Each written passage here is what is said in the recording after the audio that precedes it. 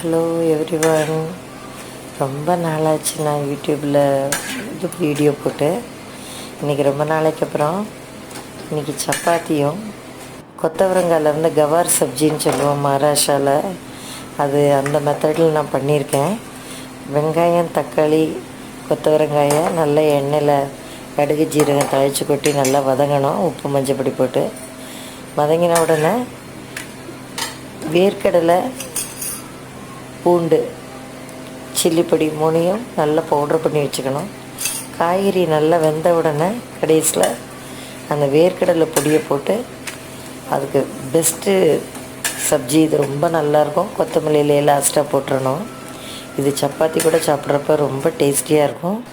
நல்லா இன்றைக்கி ஃப்ளஃபி சப்பாத்தியும் உங்களுக்கு கவார் சப்ஜியும் பண்ணியிருக்கேன். நீங்களும் இதை ட்ரை பண்ணி பாருங்கள். பூண்டு வேணும்னு பிடிச்சவா பூண்டு போட்டுக்கலாம். Okay, bye bye.